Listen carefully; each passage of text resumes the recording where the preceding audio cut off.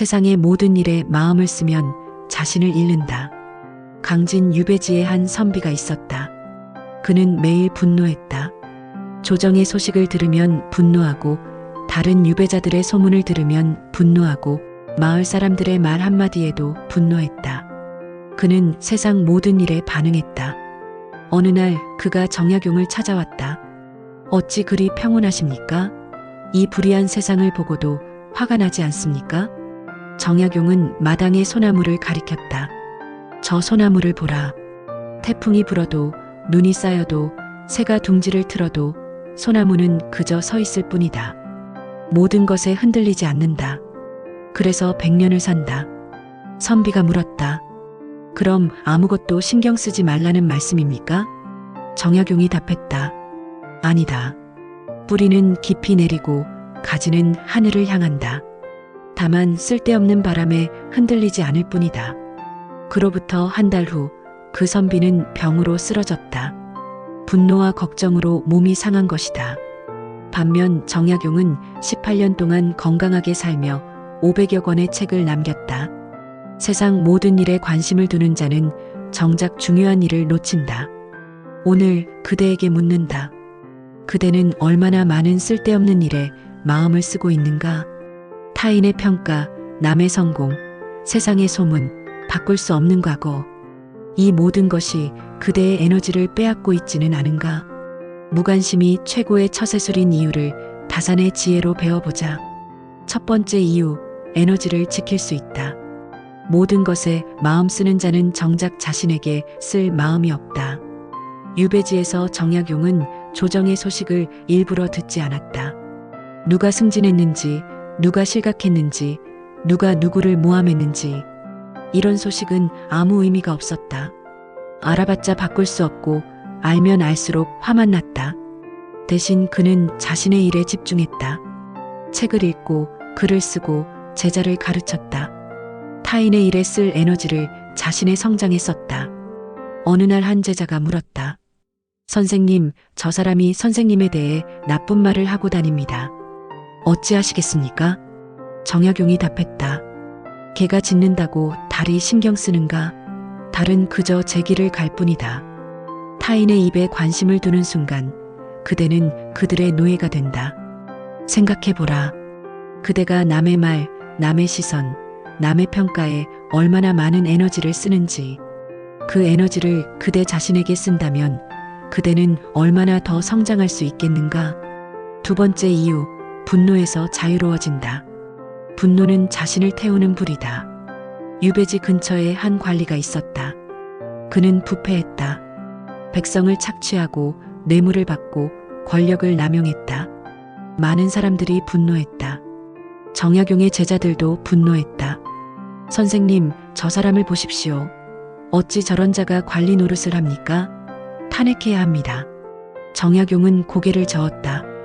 그 사람은 스스로 무너질 것이다. 악은 오래가지 못한다. 우리가 분노로 그를 없앨 필요가 없다. 시간이 알아서 정리한다. 제자들은 이해하지 못했다. 하지만 2년 후 그 관리는 더 큰 비리가 드러나 파직되었다. 정약용의 말이 맞았다. 악인에게 분노하는 것은 악인에게 2번 당하는 것이다. 한 제자가 물었다. 그럼 악을 보고도 아무것도 하지 말라는 말씀입니까? 아니다. 할 수 있을 때 하라. 하지만 할 수 없을 때는 분노하지 마라. 분노는 상대를 해치지 못하고 자신만 해친다. 그 분노의 시간에 선한 일을 하라. 그것이 더 큰 대항이다. 정약용은 부패한 관리에게 분노하는 대신 목민심서를 썼다. 어떻게 관리가 되어야 하는지, 어떻게 백성을 섬겨야 하는지 책으로 남겼다. 그 책은 200년이 지난 지금까지 읽힌다. 분노는 사라졌지만 지혜는 남았다. 세 번째 이유, 시기와 질투로부터 자유롭다. 남의 떡이 커 보이는 것은 자기 것을 보지 않기 때문이다. 강진의 한 선비가 있었다. 그는 항상 남과 비교했다. 저 사람은 더 많은 제자가 있고, 저 사람은 더 좋은 집에 살고, 저 사람은 유배 기간이 더 짧다. 그는 불행했다. 정약용에게 물었다.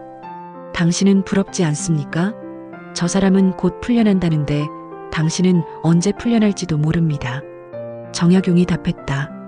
저 사람의 자유가 내 자유를 빼앗는가? 아니다. 저 사람이 풀려나든 말든 내 상황은 변하지 않는다.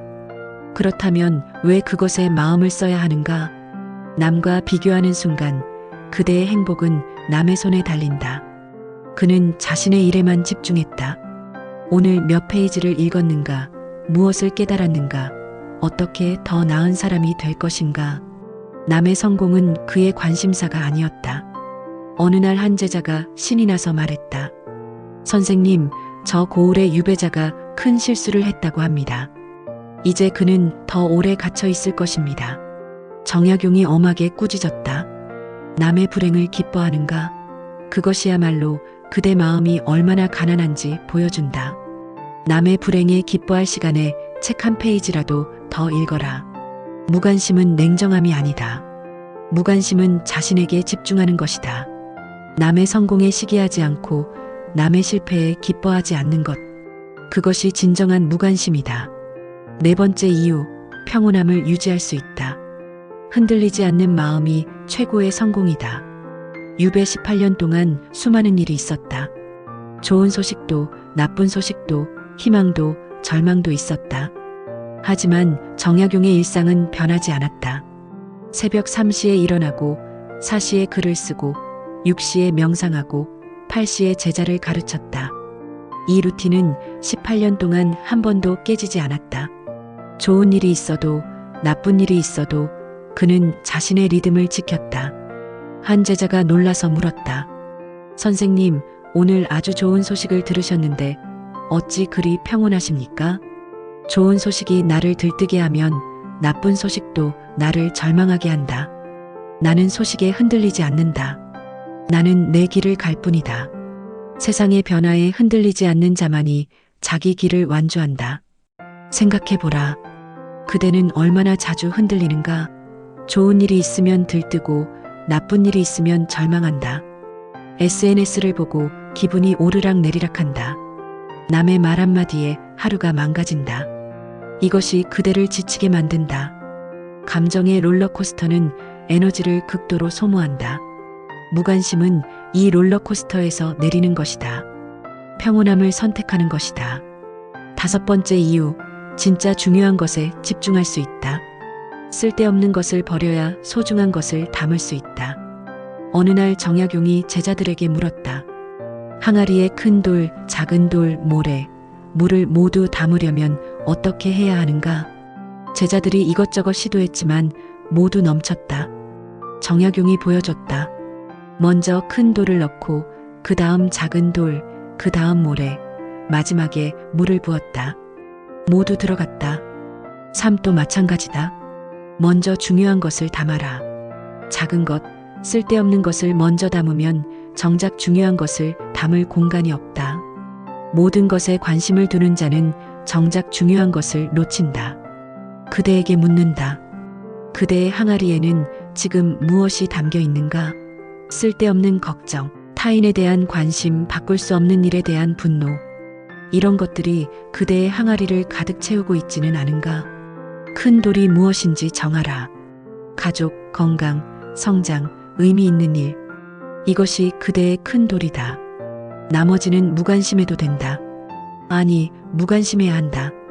정약용의 큰 돌은 명확했다. 학문, 제자, 백성. 이 세 가지 외에는 모두 작은 것이었다. 조정의 정치, 남의 평가, 세상의 소문, 모두 작은 것이었다. 그래서 그는 큰 것에 집중할 수 있었다. 여섯 번째 이유, 진정한 자유를 얻는다. 아무것도 신경 쓰지 않을 때 비로소 자유롭다. 유배 18년 차 어느 날 한 제자가 물었다. 선생님은 자유롭습니까? 이곳에 갇혀 계시는데요. 정약용이 웃으며 답했다. 내 몸은 이곳에 있지만 내 마음은 자유롭다. 반대로 세상 사람들은 몸은 자유롭지만 마음은 갇혀 있다. 누가 더 자유로운가? 무슨 말씀이십니까? 세상 사람들은 타인의 시선에 갇혀 있고, 돈에 갇혀 있고, 명예에 갇혀 있고, 욕망에 갇혀 있다. 그들은 이 모든 것에서 자유롭지 못하다. 하지만 나는 이 모든 것에 무관심하다. 그래서 자유롭다. 무관심은 냉정함이 아니라 선택이다. 무엇에 마음 쓸지 스스로 정하는 것이다. 진정한 자유는 아무런 제약이 없는 상태가 아니다. 진정한 자유는 쓸데없는 것에 휘둘리지 않는 상태다. 타인의 평가, 무관심하라. 그들의 평가가 그대를 정의하지 않는다. 세상의 유행, 무관심하라. 그대에게 맞는 것만 선택하면 된다. 남의 성공, 무관심하라. 그들의 성공이 그대의 실패가 아니다. 무관심할수록 그대는 자유로워진다. 자유로울수록 그대는 행복해진다. 마치며 소나무처럼. 정약용은 유배에서 풀려난 후 이런 글을 남겼다. 18년 동안 가장 큰 깨달음은 무관심의 힘이었다. 세상 모든 일에 반응했다면 나는 첫 해에 무너졌을 것이다. 하지만 무관심했기에 나는 내 길을 걸을 수 있었다. 그는 자신을 소나무에 비유했다. 바람이 불어도 눈이 내려도 새가 찾아와도 소나무는 그저 서 있을 뿐이다. 흔들리지 않는다. 뿌리는 깊이 내리고 가지는 하늘을 향한다. 그대도 소나무가 되어라. 세상의 모든 바람에 흔들리지 마라. 무관심하라. 쓸데없는 것에 에너지를 쓰지 마라. 관심을 가질 것과 무관심할 것을 구분하라. 가족에게는 관심을 가져라. 건강에는 관심을 가져라. 성장에는 관심을 가져라. 하지만 타인의 평가, 세상의 소문, 바꿀 수 없는 일에는 무관심하라. 무관심은 최고의 처세술이다. 흔들리지 않는 자만이 끝까지 간다.